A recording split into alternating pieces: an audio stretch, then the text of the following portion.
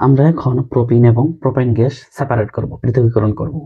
তো ধরে নিলাম একটা পাত্র, এই পাত্রের মধ্যে আমাদের প্রোপিন গ্যাস আছে এবং প্রোপাইন গ্যাস আছে এবং দুইটার মিশ্রণ কিন্তু এই পাত্রে আছে। এখন আমাকে বলছে এগুলোকে তুমি সেপারেট করো। এখন কি করে করব? আমি এখন এই পাত্রের মধ্যে কি করবো বলতো? এই পাত্রের মধ্যে যোগ করে দিব আমাদের একটা পরিচিত যৌগ AgNH3 ডাইঅ্যামিন সিলভার নাইট্রেট। এই যৌগটা যোগ করে দেব। কেন যোগ করলাম?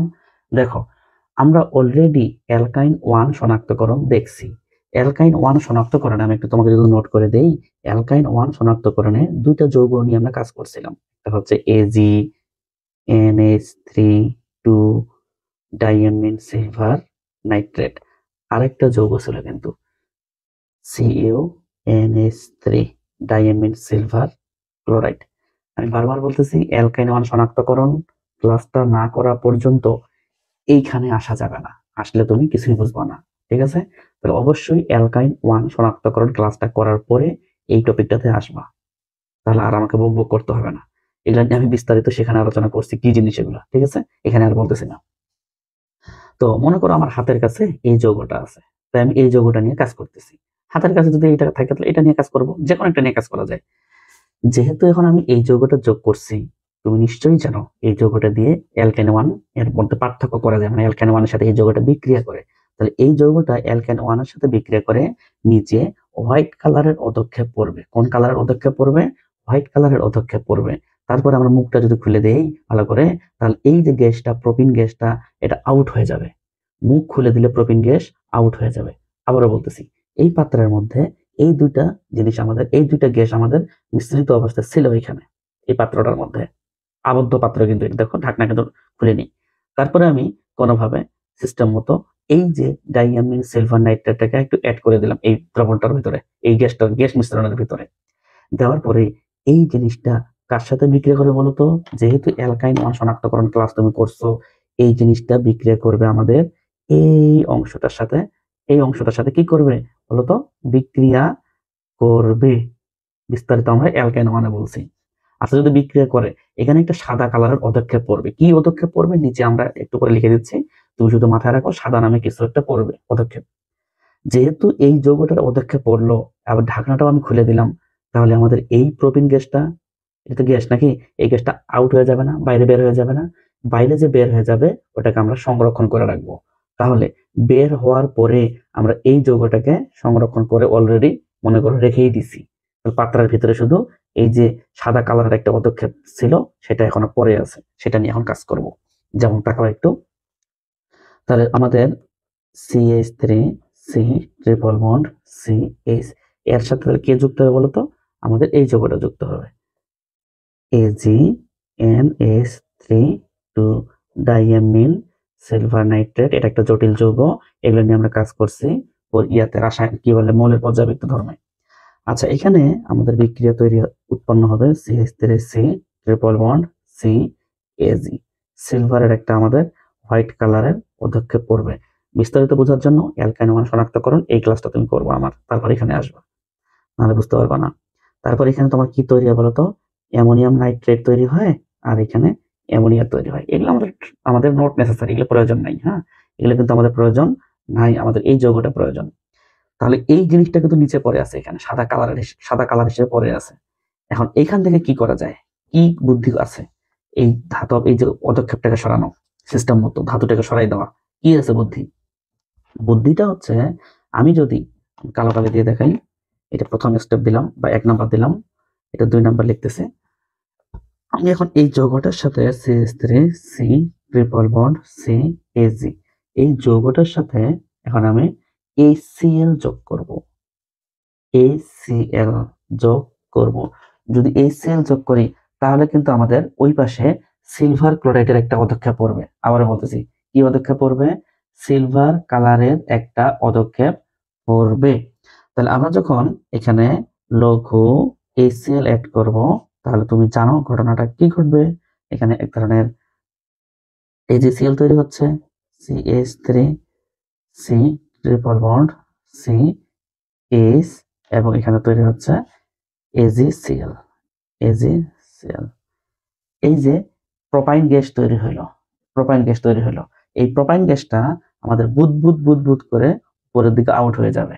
আর আগে কি সংগ্রহ করে রাখছিলাম? এই ইথিন গ্যাসটাকে সংগ্রহ করে রাখছিলাম। এরপরে যে বুদবুদ করে বের হচ্ছে পাত্র থেকে, তাহলে এই গ্যাসটাকে সংগ্রহ করে রাখবো অন্য একটা পাত্রে। এই তো সেপারেট হয়ে গেল। এটাই তো চাইছিল। আমি আবারও সামারি করি, কি বলতেছি। আমাদের এই পাত্রে প্রোপিন এবং প্রোপাইন গ্যাস আছে। বলা হচ্ছে এরা কিন্তু মিশ্রিত অবস্থায় আছে। এখানে বলা হচ্ছে এদেরকে সেপারেট করো তুমি। সেপারেট করবো কিভাবে? আমরা প্রথমে এদেরকে বদ্ধ পাত্রে রাখবো ভালো করে, ঠিক আছে? তারপরে এখানে আমি ডাইঅ্যামিন সিলভার নাইট্রেট যৌগটা দিয়ে দিব।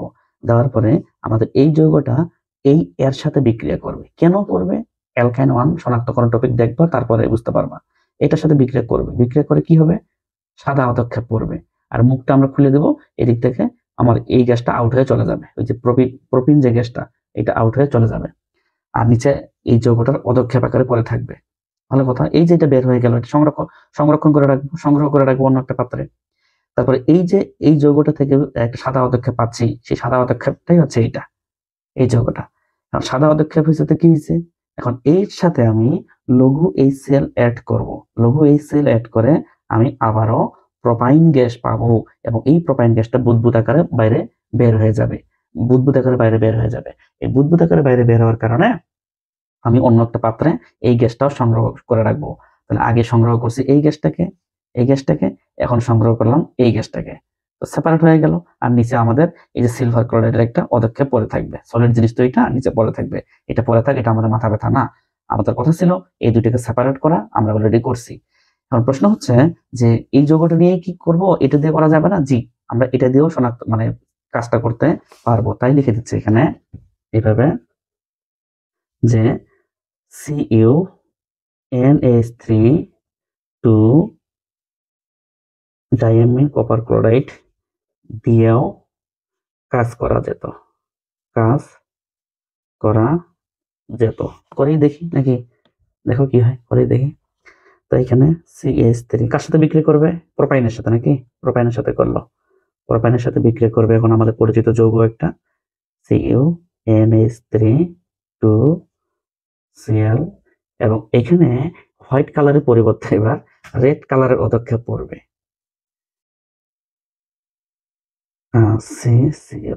রেড কালারের পদক্ষেপ পড়বে। কেন পড়বে? ঘুরে ফিরে একটাই ব্যাখ্যা, অ্যালকাইন 1 শনাক্তকরণ টপিক পড়বা, ঠিক আছে? তারপর এখানে অ্যামোনিয়াম ক্লোরাইড তৈরি হবে আর অ্যামোনিয়া তৈরি হবে। কেন হবে? ঘুরে ফিরে আবার একই ব্যাখ্যা, অ্যালকাইন 1 শনাক্তকরণ দেখবা। যাই হোক, এই যে রেড কালারের পদক্ষেপ পড়তেছে, এই পদক্ষেপ যে পড়তেছে, এরপরে দ্বিতীয় ধাপে কি করছিলাম আমরা? দ্বিতীয় ধাপে লঘু HCl যোগ করছিলাম। মনে আছে কি? এই যে লঘু HCl যোগ করছিলাম, যে এখানে সেম ভাবে এখানে যোগ করব। CH3 C triple bond CCU, এটা রেড কালার পদক্ষেপ ছিল। এখানে আমরা লঘু HCl অ্যাড করব। অ্যাড করে আমাদের একটা ঘটনা ঘটবে। ঘটনাটা হচ্ছে এরকম, CH3 C triple bond CCS, এটা বুদবুদ আকারে বের হয়ে যাবে। আর এখানে তোমার কি তৈরি হবে? তার cuprous chloride CuCl, cuprous chloride তৈরি হলো। কথা কি বুঝতে পারছো? আমি কিন্তু দুইটা যৌগ নিয়েই কাজ করছি। তুমি যে কোনো একটা নিয়ে কাজ করতে পারো, তবে সেম ব্যাখ্যা দিবে। পার্থক্য শুধু এইটুকুই যে এটা নিয়ে কাজ করলে হোয়াইট কালারের পদক্ষেপ পড়বে, আর এটা নিয়ে কাজ করলে রেড কালারের পদক্ষেপ পড়বে। এবং এইভাবে তোমাকে এই বিক্রিয়াগুলো কমপ্লিট করে পৃথকীকরণ করতে হবে। এভাবে সকল অ্যালকিন এবং অ্যালকাইনকে পৃথকীকরণ করা যাবে। আমি আর যেমন এখানে কি লিখছি? প্রোপিন এবং প্রোপাইন লিখছি না? Ethene, ethyne, butene, butyne, pentene, pentyne করা যাবে। কিন্তু এতগুলো করে তো সময় নষ্ট করবো না আমি, তাই এখানে একটা শর্টকাট লিখে দেবো। এরকম করে লিখে দেবো যে এভাবে অ্যালকিন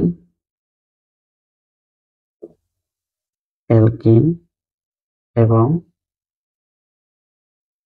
অ্যালকাইন, এভাবে অ্যালকিন এবং অ্যালকাইন গ্যাস মিশ্রণ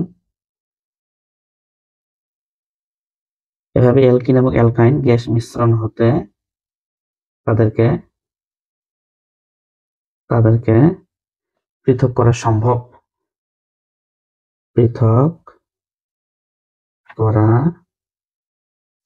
আমি শুধু প্রোপিন আর প্রোপাইন নিয়ে কাজ করছি। সেম ব্যাখ্যা ethene, ethyne, butene, butyne, pentene, pentyne নিয়েও করা যাবে। বুঝতে পারছো? আশা করি আমার কথাগুলো বুঝতে পারছো। এই টপিকটা আমরা এখানে শেষ করলাম। আল্লাহ হাফেজ।